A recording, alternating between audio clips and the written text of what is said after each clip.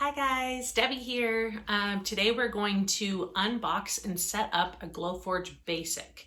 Glowforge is a laser cutter primarily used for wood and acrylic.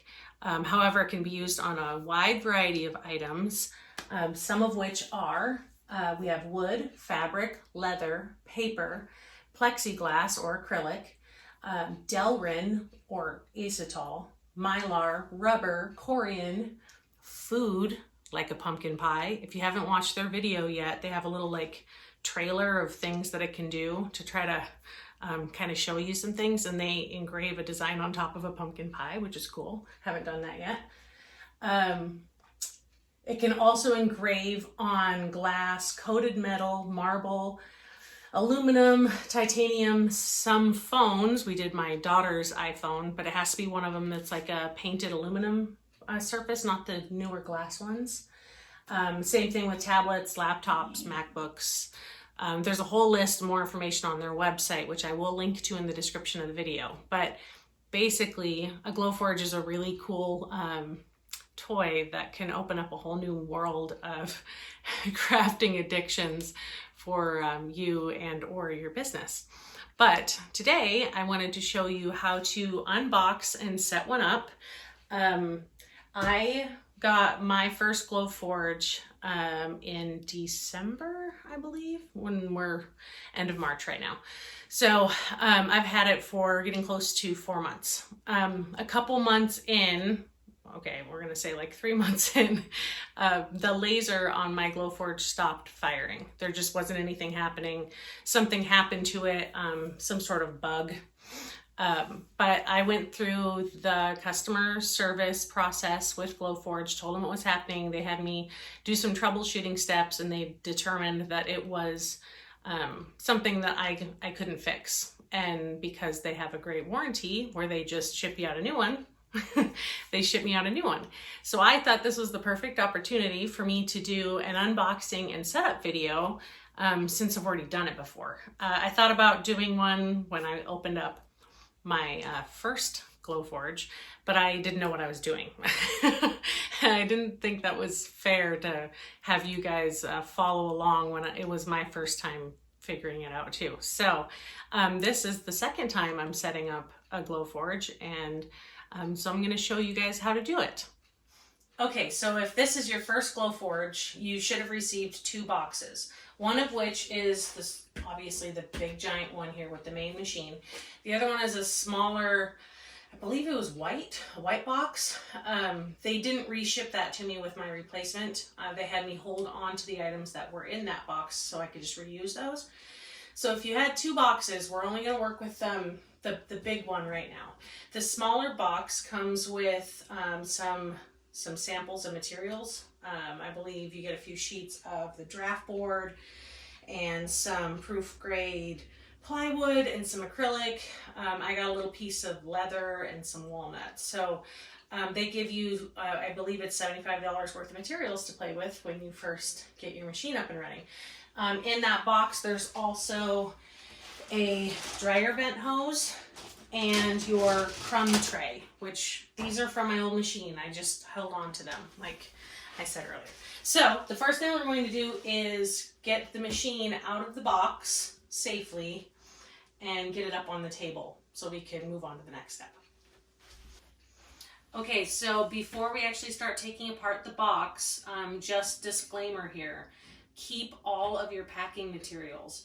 If you do need to do a warranty claim and send your machine back, they will charge you like $250 to get a replacement box and styrofoam and such to mail it back. So hold on to these until your warranty is up.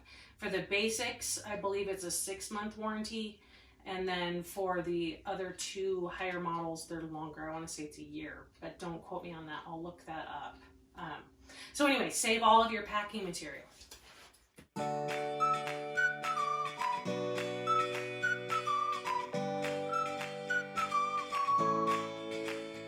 Okay, I wanted to show you up close real quick on these little handle locks. These go through both boxes to help hold the boxes together, and they're a little bit tricky to get off without breaking. And I noticed this when I was mailing back my warranty one. that I did end up breaking one. So try to be careful not to be too rough, but there's a little tab here. You pull on that tab, the center should pull out. Then you can reach in and just pull that out. So save this with all your packaging materials. And you just have to go around and do that on all 4 handles.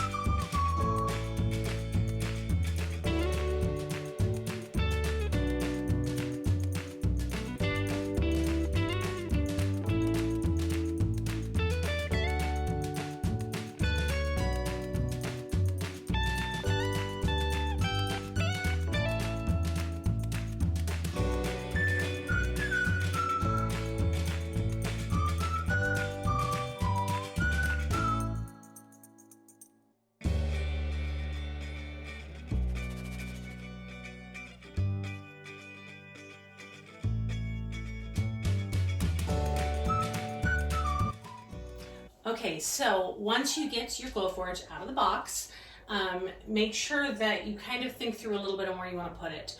A Glowforge needs to be able to vent out a window. It does cause some fumes and some smoke, more or less depending on what exactly you're doing, but you can't just let it run without a vent. Make sure that you're near a window. If you cannot get near a window, they do offer a fan for an inside filter that you can use without having a window. The general consensus I've heard for that one is for the price it costs to replace the filters for it, do everything you can to find a window to vent out of. Those filters are not cheap to replace and they fill up pretty quickly. So try to find a window, but that is an option if you do not have somewhere where you could set it up near a window in order to vent it.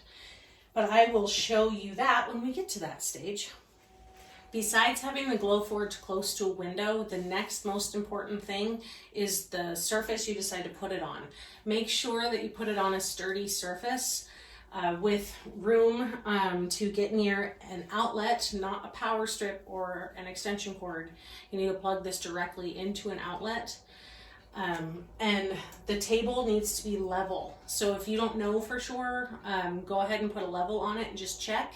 If it's not level, the door will not fall how it's supposed to and it'll rub and catch. So you need the machine itself to be really level. So put a level on your table before you do that. These are steps that I've already done since this is the second one I'm setting up. But if this is your first, you want to check and make sure that the table is plenty strong to hold the weight of this, because this is not light, and that it's level before you start setting it up. Okay, moving on to the step of actually taking all of the packing material out of the machine itself. Get a Ziploc or an envelope or a little box or something. You need to save all of these pieces in case you need to do a warranty claim and mail it back. So make sure you save all of these little pieces we're going to pull out here. So the first thing we need to do is pull off this tape on the front so that we can open up the lid. Now you don't have to save the tape, obviously. That's not going to save. But I'm just holding on to my plastic bag for some of these pieces we're going to be pulling into. So you take the tape off and then you can open up the lid and get into the inside here. Once inside, we're going to pull out the foam blocks so we can get to all the important parts on the inside. Save the foam blocks.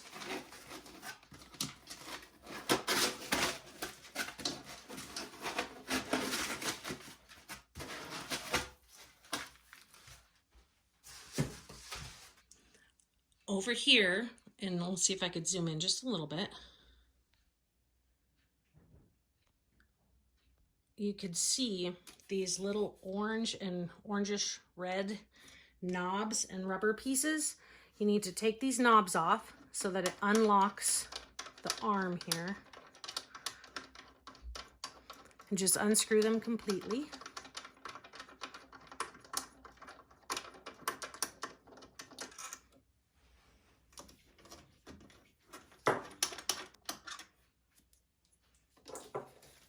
Put them in the Ziploc that I mentioned earlier.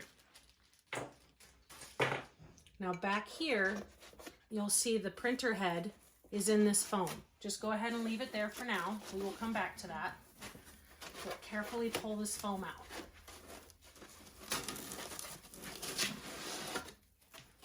If this is your first Glowforge, not a replacement, the power cord should be inside this little pocket here. That's where it would be. Just set it aside. We will get to that later.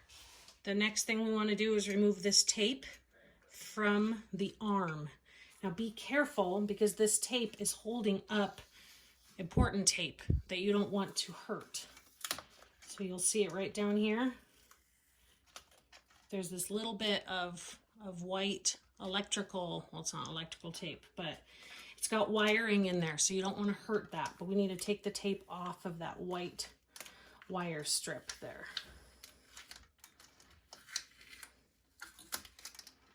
And just let that rest inside that arm.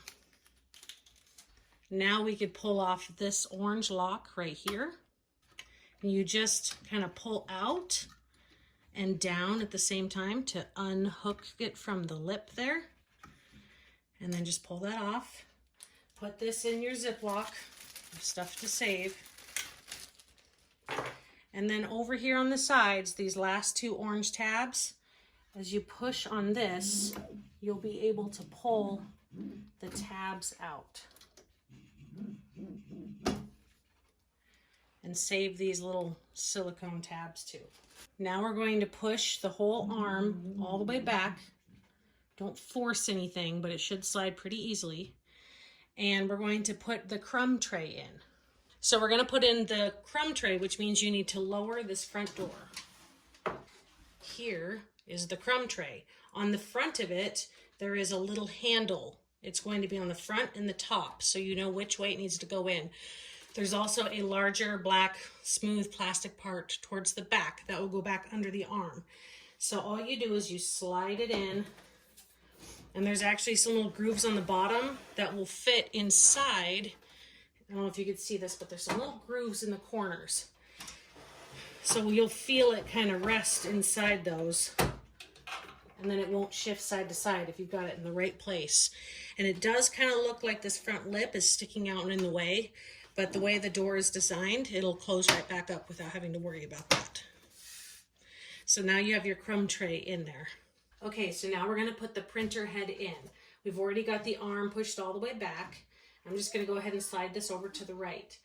The printer head, before we pull it out, the most important thing to remember is to not touch anything that's not black on this. The flat black metal is okay. There's some lenses on here that you cannot get greasy fingerprints on. So carefully pull it out of the foam. And you'll see on the side here, there's one of the lenses. Do not grab that with your finger. So down here, there's a little piece of foam protecting the main lens. So what we're going to do, pull this stuff off. The Glowforge logo should be facing up.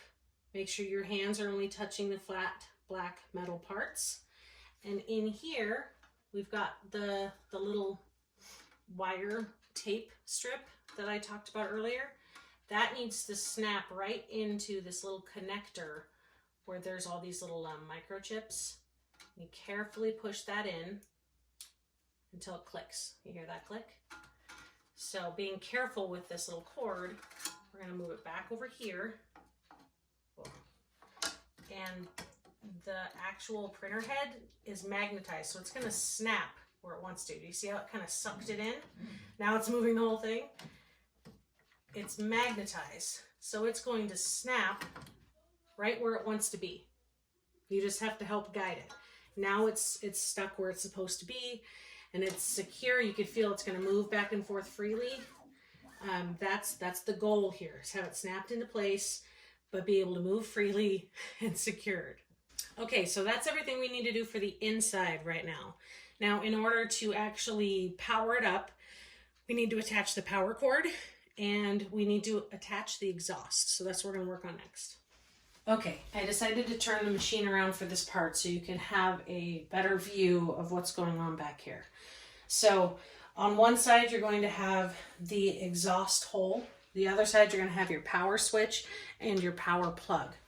So I know this is pretty self-explanatory, but the power plug goes right here. Make sure you push it in all the way. And then plug this directly into the wall. Do not go into a power strip or an extension cord unless you are positive it is rated to handle the power of your laser cutter. Not all of them are powerful enough to be able to handle it, and you can cause shorts and fires and sparks and all sorts of issues. So play it safe, go directly to the wall. Okay, now for the exhaust. This is an important step. You want to make sure that you get it sealed as good as possible. What they send you is the exhaust tube and this little metal spring loop, okay? So put that spring loop, if you press it, it'll make it bigger, over the exhaust and work it on just a little bit over the first notch there. And then while you open that up, you want to slide it onto the output here. Push that foil up as far as you can. And then once you've got it back far enough, you put that little metal clip there. Make sure that it's got contact all the way around so that that's sealed in. You should be able to give it a decent pull and it's not going to go anywhere. Okay, once you have it plugged in directly to the wall and you have your hose hooked up, then it's ready to go. When you go to actually cut it and use it, you have to vent this out the window. So until I get my little panel made, which will be another video here probably tomorrow, in the meantime, and I did this even when it was cold in December out, I just cracked the window open and pushed the hose out and then just pinched it in the window like that, and it worked just fine. Okay, now that we have the machine all set up and ready to go, I thought that it would be helpful if we went and did the first cut together. The first thing that I cut, and what I feel like just makes perfect sense, is called the Gift of Good Measure. It's a file that Glowforge provides to you for free in their little design space that they have. And the reason why I'm going to go ahead and stick with this as a recommendation is it's one of the few files that you see out there that has all three different cut types. So it cuts, I guess cut type isn't the right word, actions. It cuts, it scores, and it engraves. So the difference between a score and an engrave is that engrave will do areas, like shapes, like you can engrave a circle where it's flattened. So for example, see this little area right here, zoom, focus, whatever word we're doing here, come on. Okay, this rectangle right there, that is engraved, okay? These lines are on the outside, these thin lines, those are called score lines. For the simplicity of the first project you're going to do, this one makes perfect sense because it kind of shows you a little bit of all three things that it'll do and the differences between that. Plus, it's just kind of a handy little thing to have around, a little ruler. But I will show you how to get to that. We got to move over to the computer for that part. Before we move on to the steps that we need to do on the computer, reach back to the back of the machine next to where you plugged it in and flip that switch for the on button. We need it to be on so we can have it connect to the Wi-Fi and make it so we can access it to cut.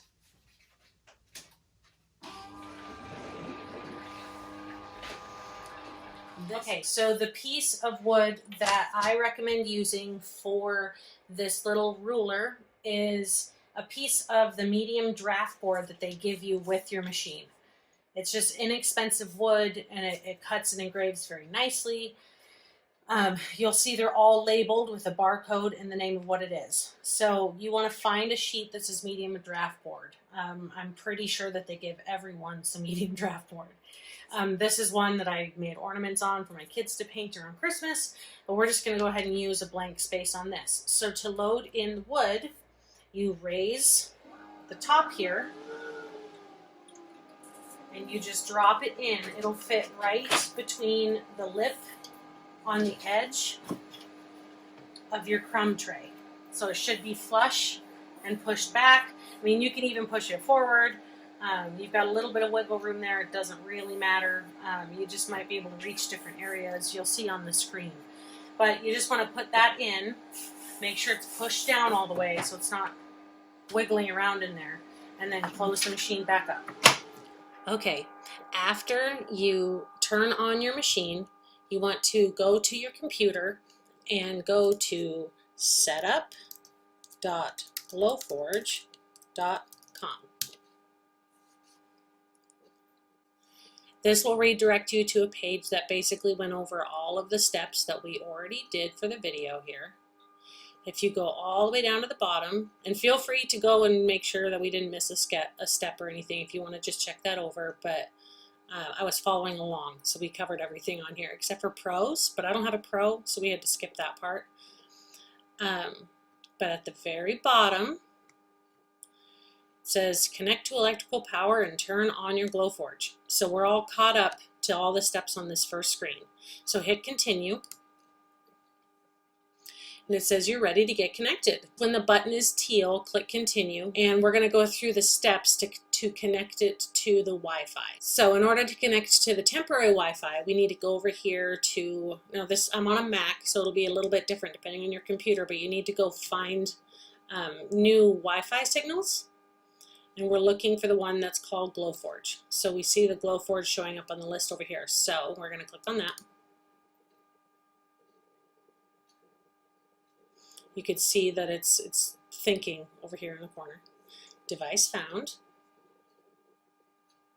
Now we need to select the Wi-Fi you want it to be connected to from the list here. We just need this list to refresh or load. There we go. So the Wi-Fi that we want to connect to is Franson. Oh wait, I have to think of what my password is.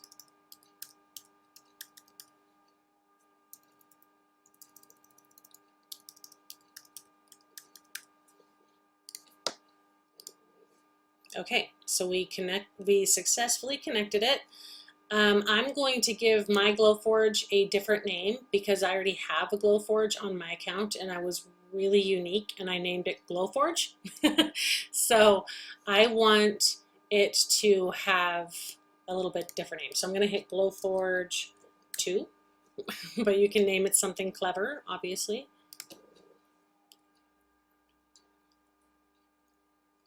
Okay, so Glowforge has tons of tutorials. You can obviously click through to that.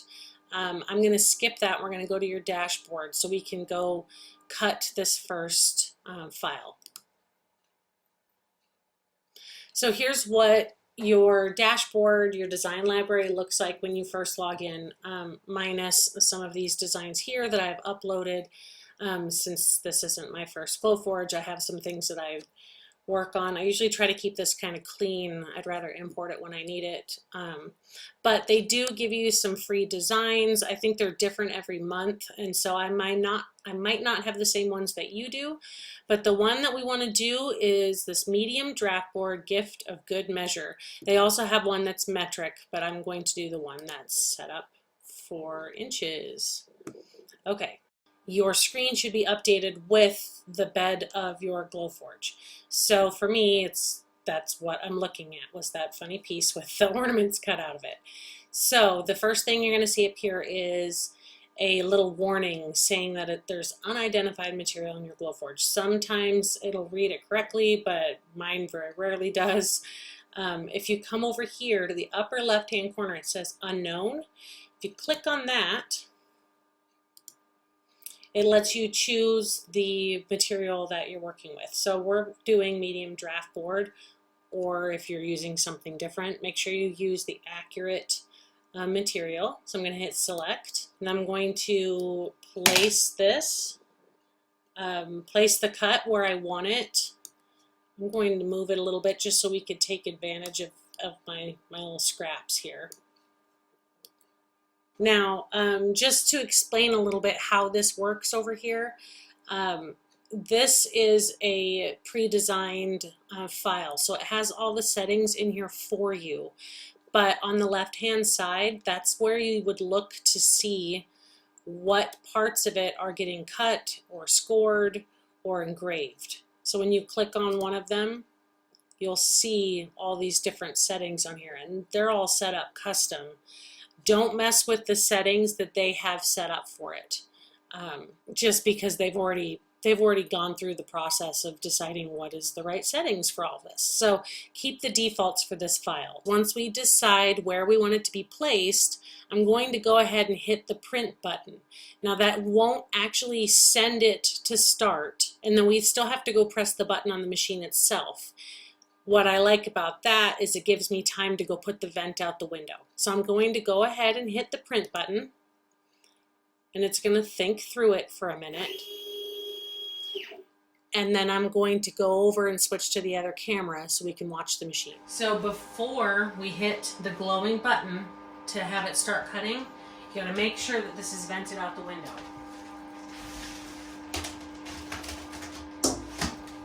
So see this glowing button right here? That glowing button means it's ready. On the screen it says we have an estimated time of 5 minutes and 5 seconds to cut out our gift of good measure. So we're gonna go ahead and hit the button and let it do its thing.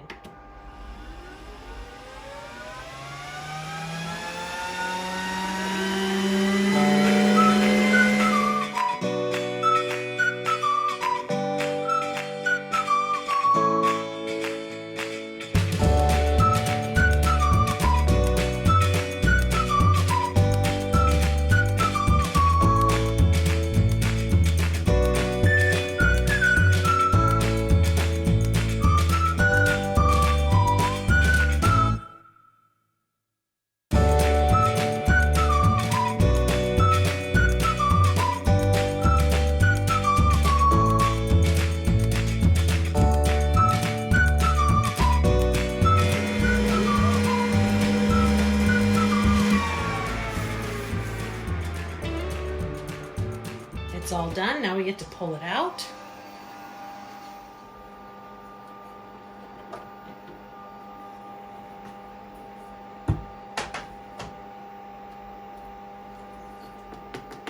Just kind of shake it, let those little pieces fall from it. These little pieces are going to go into the trash.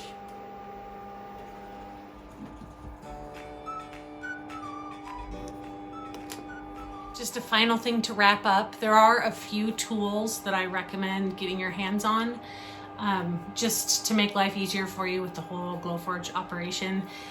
First and foremost, lens cleaning wipes. I believe they send you with a couple, which is great, but you'll go through them. Any sort of troubleshooting step, the first thing that they tell you to do is to make sure all the lenses and the mirrors and a couple of little connection points are all clean. And you need lens cleaning wipes for that. The Zeiss, I believe is how you say it, is kind of the brand that everybody talks about. They used to sell those at Sam's Club. My Sam's Club doesn't get those anymore. So now I've got these Opti Plus. They work fine. You just want to look for lens cleaning wipes. These plastic razor blades are really handy to have. This was like $10 on Amazon, and it came with a bunch of replacements, which I'm sure I won't go through these blades very often, but make it nice to pull off masking tape. Duct tape also works really well to pull off masking tape. Just press it on really hard and then peel it up, and it'll pull all that little pieces of masking tape off. And masking tape. This is actually paper transfer tape. It's the same thing. If you're familiar with vinyl, you might even have some. I think I've heard that there's some that are stickier than others that people like better. This one is what I've been using. I haven't had any issues. Just do not use plastic transfer tape or masking tape. That will melt and make fumes that you don't want to deal with. It's not good for your machine. So make sure it's paper. And you just use this to cover. I've got one over here waiting because I've got something else I need to cut when we're done here.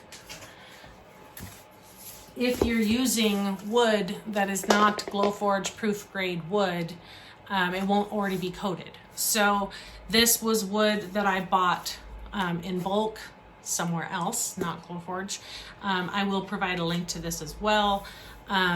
It is a little bit cheaper, and it's actual plywood not that draft board. So I prefer that. It's also not coated. It doesn't have a veneer or anything on it, so it'll take paint.